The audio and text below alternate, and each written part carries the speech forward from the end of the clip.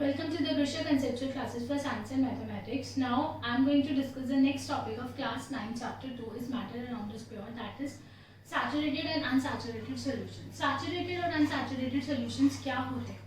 आपको पता है हम सेम सॉल्वेंट में डिफरेंट काइंड्स ऑफ कॉन्सेंट्रेशन के सॉल्यूशंस प्रिपेयर कर सकते हैं.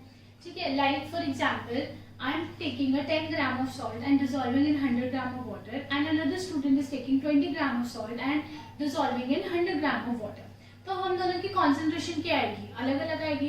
क्यों? क्योंकि हमारा अमाउंट ऑफ सॉल्ट क्या कर रहा है? वेरी कर रहा है.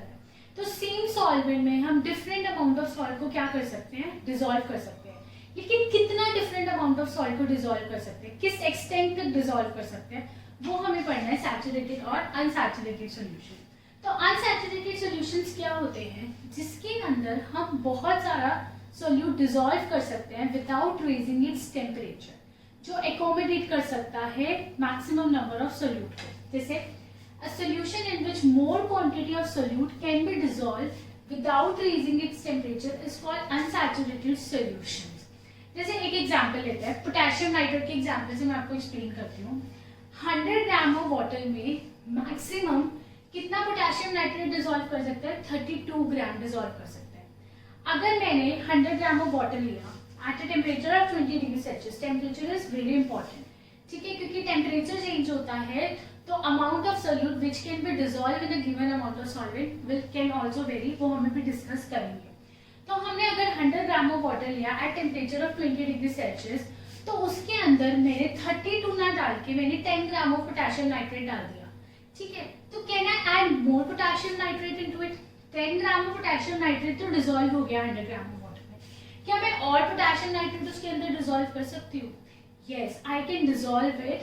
कब तक डिसॉल्व कर सकती हूँ? जब तक मेरा पोटेशियम नाइट्रेट 32 ग्राम तक पहुंच नहीं जाता.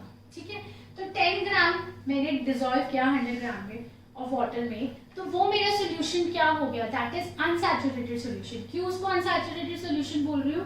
क्यों? क्योंकि उसमें मैं और सोल्यूट अभी ऐड कर सकती हूँ. कितना ऐड कर सकती हूँ? 32 ग्राम तक ऐड कर सकती हूँ. ठीक है, लेकिन अगर मैंने 32 gram of solute that is potassium nitrate मैंने 100 gram of water at a temperature of 20 degree Celsius मैंने डिसॉल्व कर दिया. ठीक है, लेकिन मैं और डिसॉल्व करना चाहती हूँ, लेकिन मैं डिसॉल्व नहीं कर सकती. क्यों? क्योंकि उसके अंदर मैक्सिमम कितना डिसॉल्व हो सकता था? 32 ग्राम ही डिसॉल्व हो सकता था. उससे ज्यादा और डिसॉल्व नहीं हो सकता. अगर मैं 32 ग्राम से ज्यादा सॉल्ट डालूंगी तो वो क्या होगा? नीचे सेटल डाउन होने लग जाएगा, वो प्रेसिपिटेट बनने लग जाएगा. 32 ग्राम डिसॉल्व रहेगा, लेकिन बाकी सारा जो एक्सेस होगा वो डिसॉल्व नीचे सेटल डाउन होने लग जाएगा. फॉर एग्जाम्पल मैंने 35 ग्राम डाल दिया, तो 32 ग्राम विल बी डिसॉल्व, बट जो 3 ग्राम बचा है वो नीचे सेटल डाउन होगा. तो 32 ग्राम तक जब सिचुएशन पहुंच गई, उस सॉल्यूशन को हम क्या बोलेंगे? Saturated solution. वो सॉल्यूशन सैचुरेट हो चुका है. तो a solution in which no more solute can be dissolve at that temperature is called saturated solution. होता क्या है, जैसे ये बीकर लिया, इसमें वाटर है, तो वाटर मॉलिक्यूल्स के पार्टिकल या मॉलिक्यूल्स बोल दीजिए, पार्टिकल्स के बीच में क्या है? स्पेसेस है. उन स्पेसेस के बीच में definite amount of solute particles he accommodate कर सकते हैं, उससे ज्यादा तो एकोमोडेट नहीं कर सकते. ठीक है, लाइक मैंने एक टेंट बनाया. ठीक है, उस टेंट में मैंने ऑलरेडी 10 स्टूडेंट्स बिठा रखे हैं, और हर 10 स्टूडेंट्स के बीच में मैंने थोड़े थोड़े स्पेसेस छोड़ रखे हैं जिसमें मैं 2 स्टूडेंट्स और एकोमोडेट कर सकती हूँ. तो मैं बाहर से स्टूडेंट्स ला रही हूँ और 2 स्टूडेंट्स मैंने उसमें डाल दिया, लेकिन एक गैप को मैंने अभी छोड़ रखा है, तो वो that is called unsaturated tank. क्यों? क्योंकि उसमें मैं 2 मोर स्टूडेंट्स और ऐड कर सकती हूँ, क्योंकि मैंने एक गैप छोड़ रखा है. लेकिन जब मैंने वो 2 स्टूडेंट्स और ऐड कर दिए, मैंने वो सारे गैप्स फिल कर दिए, तो क्या मैं और स्टूडेंट उसमें डाल सकती हूँ? और स्टूडेंट उस टेंट में फिल कर सकती हूँ? No, I can not fill more students in that particular tent. मतलब वो टेंट क्या हो चुका है? सैचुरेट हो चुका है. उसमें मैं और स्टूडेंट्स ऐड नहीं कर सकती. तो वही कंसेप्ट यहाँ पे भी लगता है. तो अनसैचुरेटेड सॉल्यूशंस क्या होते हैं? जिसमें मोर क्वांटिटी ऑफ सोल्यूट को आप डिसॉल्व कर सकते हो विदाउट रेजिंग इट्स टेम्परेचर. मतलब हम टेम्परेचर फिक्स रख रहे हैं, क्योंकि टेम्परेचर रेज करने पे क्या होता है हमें पढ़ना है अभी. Is called saturated solution. तो अनसैचुरेटेड सॉल्यूशन. तो unsaturated solution contain lesser amount of solute that the maximum amount of solute which can be dissolved in it that temperature, मतलब अनसैचुरेटेड सोल्यूट में कितना सोल्यूट है, जितना मैक्सिमम डिसॉल्व कर सकते हैं उससे हमेशा कम ही रहेगा, ठीक है। अगर उतना इक्वल आ गया तो मीन्स वो सैचुरेटेड हो गया, ठीक है। और सैचुरेटेड सोल्यूट में हमेशा मैक्सिमम अमाउंट ऑफ सोल्यूट हो सकता है जितना हम डिसॉल्व कर सकते हैं एट दैट पर्टिकुलर टेम्परेचर। तो इसको हम क्या बोलते हैं, सैचुरेटेड सोल्यूशन। या आप ये बोलो किसी किसी स्टूडेंट की ना 40 मिनट्स का टाइम स्पैन होता है पढ़ने का, 40 मिनट्स के बाद उसका ध्यान इधर उधर जाने लग जाता है, हम कुछ भी उसको समझाने की कोशिश करते हैं तो उसके दिमाग से बाहर जाता है, तो मतलब उसका सैचुरेटेड टाइम आ चुका है, उसका माइंड जो है वो सैचुरेट हो चुका है। ही और she can study only up to 40 minutes, 40 minutes के बाद उसके दिमाग में कुछ जाता ही नहीं है, बट 40 मिनट्स तक सब कुछ आप फिल कर सकते हो। मतलब 40 मिनट से बिफोर उसका माइंड क्या था, अनसैचुरेटेड था, और 40 मिनट्स आने के बाद उसका माइंड क्या हो गया, सैचुरेट हो गया, ठीक है। उसके बाद आप कुछ नहीं कर सकते। तो I think this point is clear. तो सैचुरेटेड और अनसैचुरेटेड सॉल्यूशन पे इफेक्ट ऑफ हीटिंग और कूलिंग क्या होता है, ठीक है। Effect of heating and cooling on a saturated solution. एक सॉल्यूशन सैचुरेट हो चुका है, ठीक है, उसमें मैं अपने maximum amount of solute dissolve कर दिया, लाइक पोटेशियम नाइट्रेट ही ले लो, ठीक है। पोटेशियम नाइट्रेट का केमिकल फॉर्मूला होता है KNO3, ठीक है। उसमें आपने 32 ग्राम डिसॉल्व कर दिया 100 ग्राम ऑफ वाटर, आपने और डाला, वो नीचे सेटल डाउन होने लग गया, but I want to add more solute, मैं उसमें खुद और ज्यादा डिसॉल्व करना चाहती हूँ, तो what I can do, I can raise its temperature, मैं उसको हीट करूंगी। तो हीट करने से क्या होगा, जो पोटेशियम वाटर के जो पार्टिकल्स है वो वाइब्रेट करेंगे, फास्ट फास्ट वाइब्रेट करेंगे, तो उनके बीच का डिस्टेंस क्या होगा, इंक्रीज होगा, इंक्रीज होगा, तो उसमें और ज्यादा सोल्यूट पार्टिकल एकोमोडेट हो सकते हैं। तो जो मैंने एक्स्ट्रा सॉल्ट में उसमें डिसॉल्व करना चाहती थी वो उसके अंदर क्या आएंगे, फिट होना स्टार्ट हो जाएंगे, तो उसके अंदर डिसॉल्व होना स्टार्ट हो जाएंगे। तो सैचुरेटेड सॉल्यूशन को अनसैचुरेटेड हम कैसे बना सकते हैं, बाय रेजिंग इट्स टेम्परेचर। क्यों बनाया, टेम्परेचर रेज किया तो क्या हुआ, पार्टिकल्स दूर गए और पार्टिकल्स एकोमोडेट हो सकते हैं, मतलब और सोल्यूट डिसॉल्व हो सकता है। जब और सोल्यूट डिसॉल्व हो सकता है तो उस सोल्यूशन को हम क्या बोलते हैं, अनसैचुरेटेड सॉल्यूशन, ठीक है।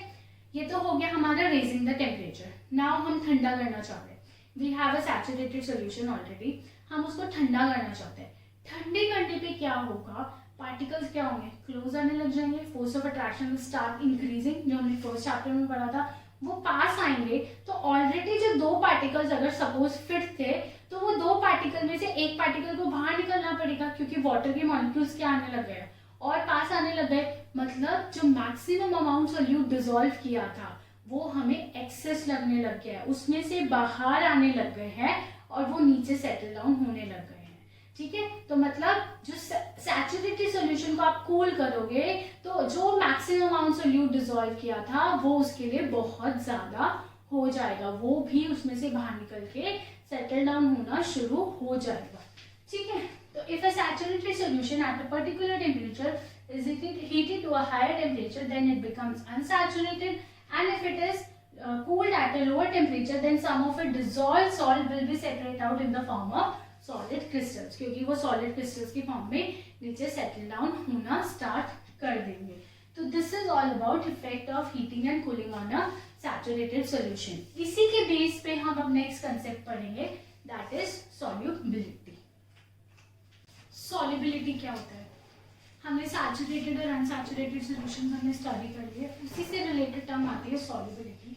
पहले हम डेफिनेशन डिस्कस करते हैं। The maximum amount of solute which can be dissolve in 100 gram of solvent. यहाँ पे हमने सॉल्वेंट का अमाउंट स्पेसिफाई किया है, that is we are taking 100 gram of solvent at a specified temperature is known as solubility of that solute in that solvent.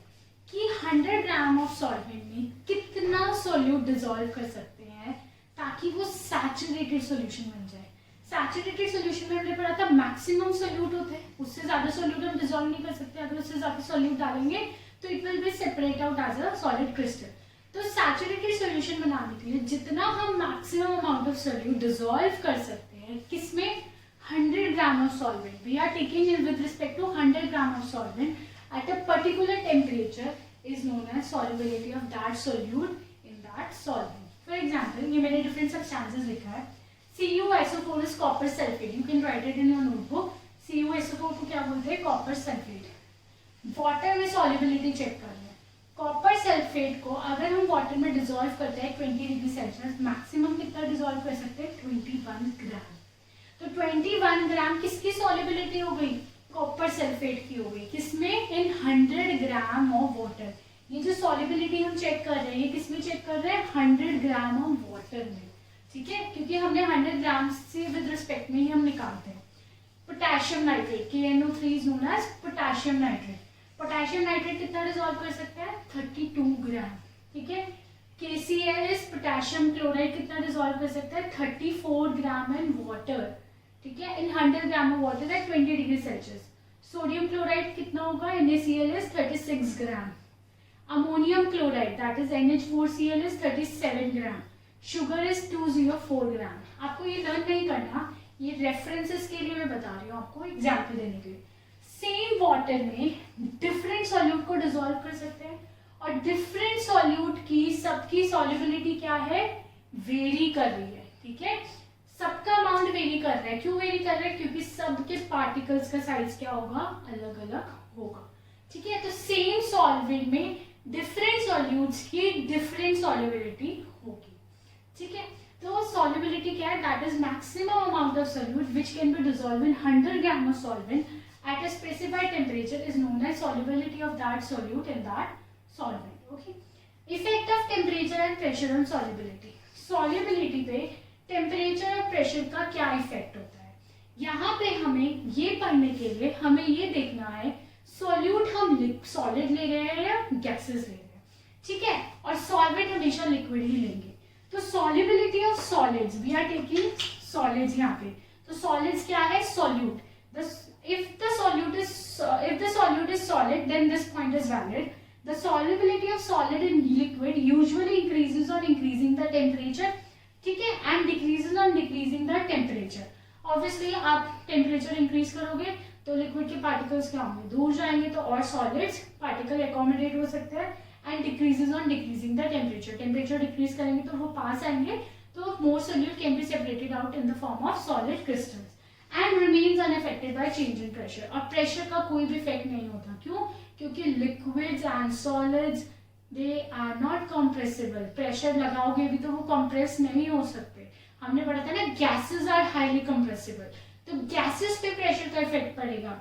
The solubility of solid in liquids में pressure का कोई भी effect नहीं पड़ेगा। Next is solubility of gases in liquid. अब हमने solute क्या लिया है? गैस लिया है। क्या लिया है? गैस लिया है। अगर हम गैस को लिक्विड में डिसॉल्व करते हैं और टेम्परेचर इंक्रीज करते हैं तो सॉल्युबिलिटी डिक्रीज होती है। क्यों? जब हम क्या टेम्परेचर इंक्रीज करेंगे तो गैस क्या होगा? इवेपोरेट होके स्केप आउट हो जाएगा। उसके मॉलिक्यूल्स और फास्टर वाइब्रेट करेंगे, तो they are not able to fix between the spaces present between the liquid particles. So therefore the solubility of gases in liquid usually decreases on increasing the temperature and increases on decreasing the temperature. क्योंकि temperature decrease करेंगे तो gases will converted into liquid. ठीक है, उनकी जो mobility है वो कम होगी and they will be able to fix between the particles of liquid. ठीक है, and the solubility of gases in liquids increases or increasing the pressure, क्योंकि प्रेशर इंक्रीज करेंगे तो गैसेस की again what will happen? Kinetic energy will reduce, their mobility will decrease and they will behave like a little of liquids and उनकी mobility कम होगी तो they will be try to fix। वो particles जो liquids के particles है उनके बीच में वो settle down होने की कोशिश करेंगे। तो solubility of gases in liquid on increases on increasing the pressure and decreases on decreasing the pressure। Pressure decrease करोगे तो काइनेटिक एनर्जी विल इंक्रीज। क्यों? क्योंकि वो ऊपर और उड़ने लगेंगे। तो effect of temperature and pressure पढ़ने के लिए हमें ये देखना बहुत जरूरी है whether we are talking about the solubility of solids in liquids or whether we are talking about solubility of gases in liquids. I hope this point is clear. Now we will discuss some numericals based on solubility. Next numerical is 12 gram of potassium sulfate dissolved in 75 gram of water at 60 degree Celsius। वो क्या कह रहा है? 12 gram potassium sulphate कितने water में dissolve हो सकते हैं? 75 ग्राम।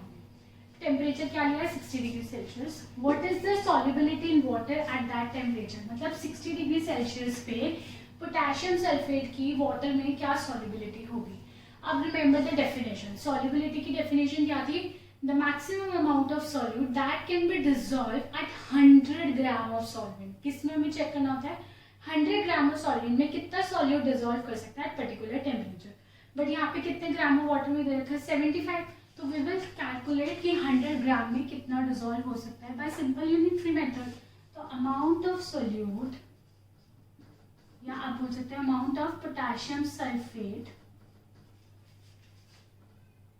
Dissolve in 75 gram of water at, किस टेम्परेचर में बात कर रहे हैं 60 degree Celsius, is equal to 12 gram. ठीक है, कितना 75 ग्राम ऑफ वाटर में कितना डिजोल्व कर सकते हैं 12 ग्राम। तो amount of potassium sulphate dissolve in 1 gram of water में कितना डिजोल्व कर सकते हैं 12/75 ग्राम। लेकिन हमें किस में निकालना है 100 ग्राम्स में, किस में निकालना है 100 ग्राम्स में। तो 100 ग्राम ऑफ वाटर में कितना डिजोल्व हो सकता है, दैट इज 16 ग्राम। तो मतलब 75 ग्राम में अगर 12 ग्राम है तो 100 ग्राम में कितना डिजोल्व हो सकता है 16 ग्राम, मतलब पोटेशियम सल्फेट की सॉल्युबिलिटी क्या होगी 16 ग्राम। ठीक है, therefore solubility of potassium sulfate in water at 60 degrees Celsius is 16 gram. You have to write all these statements. This makes your presentation better and it will help you to score better. Sometimes what happen, answers is correct, still our half marks will be deducted. This is just because of presentation or the criteria you are not writing. ठीक है, आप को paper ऐसे करना है जिससे teacher doesn't know anything, you have to explain everything from your paper. This is NCERT text book exercise question number 3।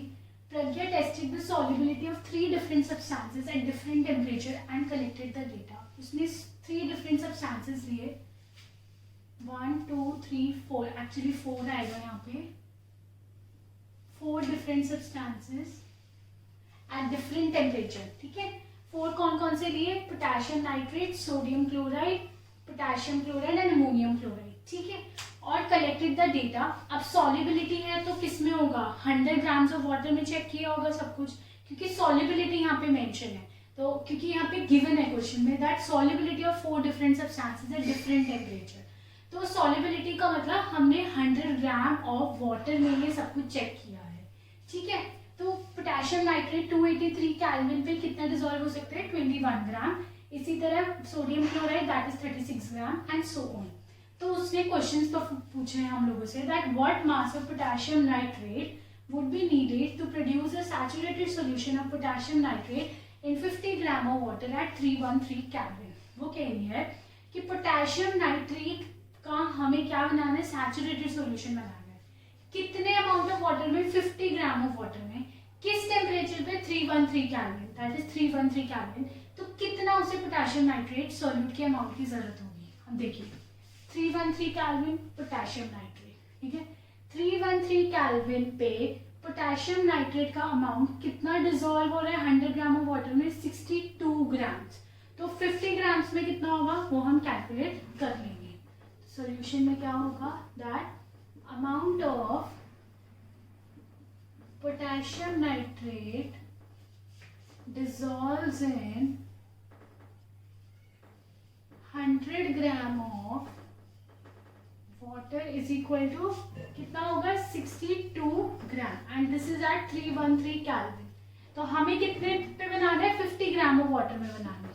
तो amount of potassium nitrate dissolve in 50 gram of water is equal to 62 upon 100 into 50। ठीक है, cancel 2 that is 31 ग्राम। कितना potassium nitrate dissolve होगा 31 ग्राम। फिर 100 ग्राम में potassium nitrate का कितना amount dissolve करना था 62 ग्राम। तो 50 ग्राम में कितना हो जाएगा उसका आधा, that is 31 gram. Pragya mix a saturated solution of potassium chloride and water, मतलब हमें पोटेशियम क्लोराइड देखना है एट 353 डिग्री सेल्सियस, मतलब 54। सॉरी मेरा थोड़ा अलाइनमेंट टेढ़ा हो गया है। And leaves the solution to cool at room temperature. अब उसने रूम टेम्परेचर पे कूल कर दिया। Room temperature can be around 313 kelvin, between 293 and 313 kelvin. ठीक है, अब यहाँ पे एग्जैक्टली हमें रूम टेम्परेचर नहीं given, What would she observe as a solution cool? अब वो क्या ऑब्जर्व करेगी जब सोल्यूशन को हम ठंडा कर रहे हैं, कूल कर रहे हैं? तो पोटेशियम क्लोराइड का कितना डिसॉल्व हो सकता है 353 केल्विन पे 54। 353 से हम रूम टेम्परेचर पे लेके आ रहे हैं, मतलब हम टेम्परेचर डिक्रीज कर रहे हैं, और हमें पता है when we decrease the temperature the solubility of solids in liquid will decrease होगी, तो जो सॉल्यूट डिसॉल्व है वो सेपरेट आउट होने लग जाएगा और नीचे सेटल डाउन हो जाएगा as a solid crystal. So we will write when we cool this solution at a room temperature, we will observe that the solid crystal will separate out from the water and will settle down as a solid crystal. अगर इसमें particular temperature mention किया होता तो हम लिखते like question में यहाँ पे होता solution to cool at 313 Kelvin, मतलब हमने 353 से कहाँ पे लेकर आए 313 Kelvin में, तो कितना amount of solute जो होगा वो separate होगा वो हमें देखना पड़ेगा। 353 केल्विन पे 54 है सॉल्युबिलिटी और 313 केल्विन पे 40 ग्राम है, तो 54 में से सिर्फ 40 ग्राम में डिसॉल्व रहेगा, बाकी जो है वो क्या होगा क्रिस्टल्स की फॉर्म में सेपरेट हो जाएगा। तो क्रिस्टल की फॉर्म में कितना सेपरेट हो जाएगा 14 gram. We will subtract this amount of solute with this amount of solute, तो there we can tell exactly how much amount of solute can be separate out as a solid crystals. Okay, तो ये question किसी भी form में आ सकता है, तो हमें बताना भी पड़ता है कितना सॉल्यूट जो है वो क्रिस्टल्स की फॉर्म में सेपरेट आउट हुआ है, अगर हमें एग्जैक्ट टेम्परेचर और ये सॉल्युबिलिटी मेंशन है। Find the solubility of each salt at 293 kelvin. 293 kelvin पे हर सॉल्ट की सॉल्युबिलिटी बतानी है। पोटेशियम नाइट्रेट की सॉल्युबिलिटी 32 ग्राम, सोडियम क्लोराइड की 36 ग्राम, पोटेशियम क्लोराइड की 35 ग्राम, अमोनियम क्लोराइड की 37 ग्राम। Next, which salt has the highest solubility at this temperature? Ammonium chloride, क्योंकि सबसे ज्यादा अमाउंट ऑफ अमोनियम क्लोराइड का ही क्या कर सकते हैं हम 100 ग्राम ऑफ वाटर में डिसॉल्व कर सकते हैं। What is the effect of change in temperature on the solubility of salt? वो कह रहे हैं चेंज इन टेम्परेचर पे क्या इफेक्ट पड़ रहा है। अब देखो पोटेशियम नाइट्रेट 283 किया था तो 21 ग्राम, जब टेम्परेचर इंक्रीज किया तो amount of solute dissolve that is increases, जब और इंक्रीज किया तो और इंक्रीज हुआ, और इंक्रीज किया टेम्परेचर तो 106 ग्राम तक पहुंच गया। तो इसका मतलब जब टेम्परेचर इंक्रीज करते हैं तो सॉल्युबिलिटी भी क्या होती है इंक्रीज होती है। तो you have to write accordingly. Okay, I hope this is clear to all of you. Please like our channel on YouTube, that is Grusha Conceptual Classes for Science and Mathematics.